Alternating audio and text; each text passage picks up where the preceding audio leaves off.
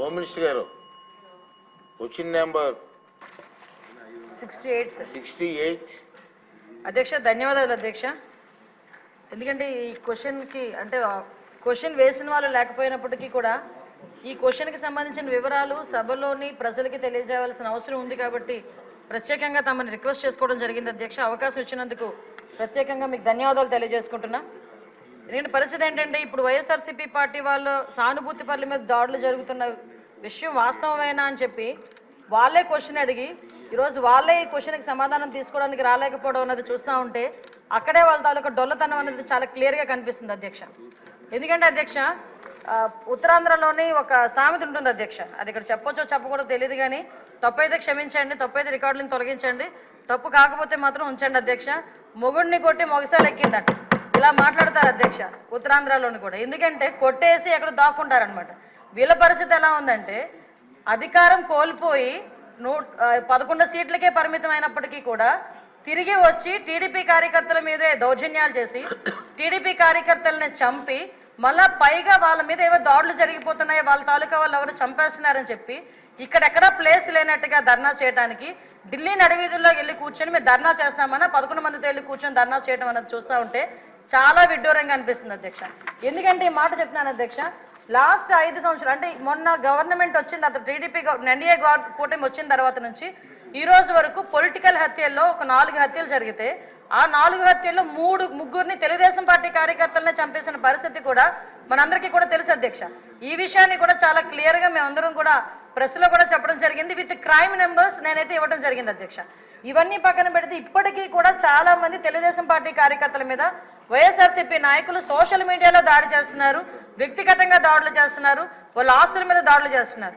అంటే ఇప్పటికీ కూడా అంటే ఎందుకు చెప్తున్నానంటే వాళ్ళు తిరిగి మేము చేస్తున్నామని చెప్పి టీడీపీ వాళ్ళు చేస్తున్నారు, జనసేన వాళ్ళు చేస్తున్నారు, బీజేపీ వాళ్ళు చేస్తున్నారని చెప్పి ఢిల్లీ నడివీధుల్లో కూర్చొని 36 మంది పొలిటికల్ హత్యలు జరిగినాయని ఎంత సిగ్గు లేకుండా మాట్లాడుతున్నారో ఒకసారి మనం కూడా ఆలోచించుకోవాలి అధ్యక్ష.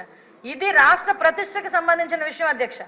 ఈరోజు 45 రోజుల్లోని ఒక ప్రతిపక్ష హోదా కూడా లేని ఒక ఎమ్మెల్యే, ఒక ప్రతిపక్ష సంబంధించిన ఎమ్మెల్యే ఢిల్లీ దగ్గరికి వెళ్ళి 36 హత్యలు రాజకీయ హత్యలు జరిగినాయి అంటే ఢిల్లీ మీడియా అడిగింది 36 మంది పేర్లు ఉన్నాయని అడిగితే కనీసం పేర్లు కూడా చెప్పడానికి ఇష్టపడక పేర్లు లేవు కాబట్టి చెప్పలేక పక్కకి వెళ్ళిపోయే పరిస్థితి.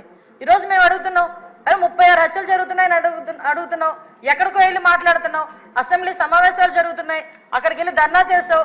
ఈ రోజు ఇక్కడికి ఆల్రెడీ నువ్వు అమరావతి వచ్చావన్న సంగతి ఇక్కడ మా అందరికీ తెలుసు.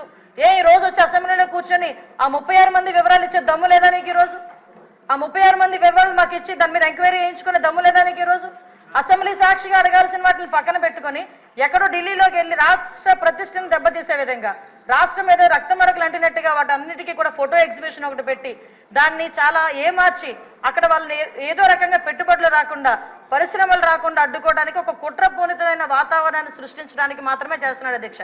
ఇతగారి తాలూకా నైజం కూడా చెప్పాలి అధ్యక్ష. అధికారంలోకి వచ్చిన తర్వాత 2024 అధికారంలోకి వచ్చింది అధ్యక్ష. ఎంత దారుణం అంటే అమరావతికి బస్సు యాత్రకి సాక్షాత్తు 14 సంవత్సరాలు ముఖ్యమంత్రి చేసిన చంద్రబాబు నాయుడు గారు బస్సు యాత్రకి వెళ్తే ఆ బస్సు మీద రాళ్ళు రువితే అధ్యక్ష అప్పుడున్న సాక్షాత్తు డీసీపీ గౌతమ్ సవాంగ్ గారు భావ స్వేచ్ఛ ప్రకటనను మాట్లాడిన సందర్భాన్ని కూడా ఈరోజు గుర్తు చేయాలి అధ్యక్ష. ఎందుకంటే ఆ రోజు శాంతి భద్రతలు ఎలా ఉన్నాయి, ఈ రోజు శాంతి భద్రతలు ఎలా ఉన్నాయి కంపేర్ చేయడానికి మీరు నాకు 5 నిమిషాలు టైం ఇవ్వాలి. ఎందుకంటే ఇది రాష్ట్ర ప్రతిష్టకు సంబంధించిన విషయం. ఆ రోజు ఆత్మకూరులో ఒక ఊరిలోని ఒకరిని వెలివేస్తే ఒక గ్రూప్ ఆఫ్ పీపుల్ని వెలేస్తే వాళ్ళ దగ్గరికి వెళ్ళడానికి వెళ్తే సాక్షాత్తు ముఖ్యమంత్రి 14 సంవత్సరాలు ముఖ్యమంత్రి చేసిన వ్యక్తి ఇంటి దగ్గరికి వెళ్ళి ఆ గేట్లకి తాడులు కట్టారు అధ్యక్ష. తాడులు కట్టడమే కాదు అధ్యక్ష, ఎల్జీ పాలిమర్స్ లో గ్యాస్ లీక్ అయితే వైజాగ్ వెళ్తే చంద్రబాబు నాయుడు గారిని వైజాగ్ ఎయిర్పోర్ట్ లోనే ఆపి ఎయిర్పోర్ట్ లో లిటరల్లీ చెప్పలు దాడి చేశారు. ఆ విషయంలో మొన్న నన్ను విష్ణుకుమార్ రాజు గారు కూడా క్వశ్చన్ చేశారు అధ్యక్ష, హోంమంత్రి ఏం చేస్తున్నారు అని. గుడ్లు ఇసరడానికి, అతని మీద టమోటాలు ఇసరడానికి, ఆఖరికి అక్కడి నుంచి కనీసం బయటికి రానివ్వకుండా కూడా చేసిన పరిస్థితి కూడా కనిపించింది అధ్యక్ష. వీళ్ళు ఈ రోజు శాంతి భద్రతల గురించి మాట్లాడుతున్నారు అధ్యక్ష. ఇదే పవన్ కళ్యాణ్ గారు ఆ రోజు మన అమరావతి రైతుల గురించి అక్కడికి పాదయాత్ర కింద వెళ్తే ముళ్ళ కంచెలు అడ్డుగా వేశారు అధ్యక్ష. ముళ్ళ కంచెలు దాటుకొని పక్కకు తీసుకొని వెళ్ళిన పరిస్థితి. వైజాగ్ వెళ్తే వైజాగ్ రానివ్వకుండా నగర బహిష్కరణ చేశారు.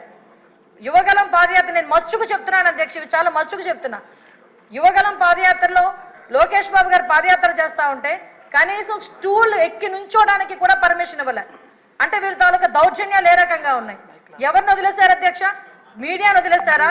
లేదా జడ్జెస్ని వదిలేశారా? పారిశ్రామికవేత్తను వదిలేశారా? తెలుగుదేశం పార్టీ కార్యకర్తను వదిలేశారా? సామాన్య ప్రజలను వదిలేశారా? ఎవరిని వదిలేశారు అధ్యక్ష? అధ్యక్ష నాకు ఒక్క విషయం ఎందుకంటే అధ్యక్ష వీళ్ళు ఈ రోజు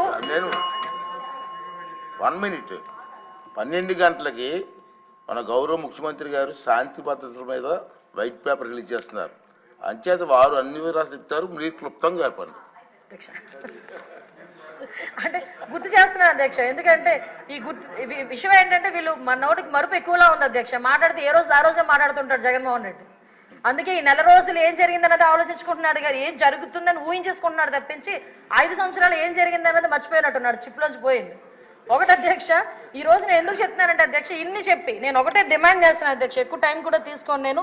ఇటువంటి భయానక వాతావరణం సృష్టించే 5 సంవత్సరాలు ఇంట్లోంచి బయటికి రావడానికి కూడా భయపడి ప్రజల్ని భయభాంతులు చేసి వాళ్ళ భూముల్ని లాక్కొని ఓవరాల్గా చెప్పాలంటే నవ్వుని కూడా మర్చిపోయేటట్టుగా చేసే 5 సంవత్సరాలు ఈ రోజు ఈ 45 రోజుల్లో ఏదో ఉపద్రవం వచ్చేస్తుంది, రాష్ట్రపతి పాలన పెట్టేయండి అని చెప్పి తప్పుడు సమాచారాన్ని గవర్నర్ గారికి అదేవిధంగా ప్రధానమంత్రి గారికి రాష్ట్రపతి గారికి ఇవ్వడానికి తప్పుడు సమాచారంతో జంతర్ మంతర్ దగ్గర ధర్నా చేసేదంటే ఒకసారి నేను ఇక్కడ డిమాండ్ చేస్తున్నాను అధ్యక్ష.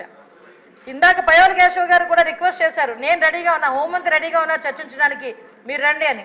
నేను ఇన్వైట్ చేస్తున్నా మళ్ళా పులివెందుల ఎమ్మెల్యే గారిని, రెండు ఒకసారి మీరు ఎమ్మెల్యే కదా, అసెంబ్లీ సమావేశాలు జరుగుతున్నాయి కదా, 36 హత్యలు అని చెప్పారు కదా, ఒక హోంశాఖ మంత్రిగా నేను రిక్వెస్ట్ చేస్తున్నా మిమ్మల్ని రెండు ఒకసారి చర్చించుకుందాం. 36 మంది పేర్లు ఎవరైతే ఇవ్వండి, ఆ పేర్లు డీటెయిల్స్ ఇవ్వండి. ఆ డీటెయిల్స్ ఇస్తే నేను మా డిపార్ట్మెంట్ వాళ్ళకి పంపించుకొని వాళ్ళ మీద యాక్షన్ తీసుకుంటాం, ఫర్దర్గా జరగకుండా చూసుకునే కార్యాచరణ చేస్తాం. అలాగని తప్పుడు సమాచారం ఇచ్చినట్టు దానికి తేలితే మేము ఏ చర్యలు తీసుకున్నా కూడా మీరు కూడా యాక్సెప్ట్ చేయాలి. దానికి యాక్సెప్ట్ చేసే ఉద్దేశం ఉంటే డెఫినెట్గా మీరు మాకు చెప్పండి. అంటే ఈ రాష్ట్ర ప్రతిష్టను దెబ్బతినడానికి ఏదో రకంగా చంద్రబాబు నాయుడు గారి మీద, ఎన్డీఏ కూటమి మీద, పవన్ కళ్యాణ్ గారి మీద, లోకేష్ గారి మీద బురద చల్లడానికి మాట్లాడితే లోకేష్ బాబు గారి చేతిలో రెడ్ బుక్ ఉంది అంటారు. అరే రెడ్ బుక్ గురించి నీ కార్యకర్తలే పట్టించుకోవట్లేదు, నీకు మాత్రం నిద్ర రావట్లేనట్టుంది రెడ్ బుక్ గురించి ఆలోచించుకుంటా ఉంటే. విషయం ఏంటంటే ఆ రెడ్ బుక్ అనేది అవినీతి చేసిన వాళ్ళు, తప్పుడు పనులు చేసిన వాళ్ళ గురించి. ఈరోజు భుజాలు తడుముకుంటున్నారు, నాకు అర్థం కావట్లే. దయచేసి ఒకటే చెప్తున్నాను అధ్యక్ష, ఇటువంటి చవకబారు ఆరోపణలు గవర్నమెంట్ మీద చేసి చవకబారు ప్రశ్నలు వేసి రాష్ట్ర ప్రతిష్టను దెబ్బతీయకుండా ఉండే పరిస్థితి పులివెందుల ఎమ్మెల్యేకి రావాలని మనస్ఫూర్తిగా కోరుకుంటూ సెలవు తీసుకుంటున్నాను అధ్యక్ష.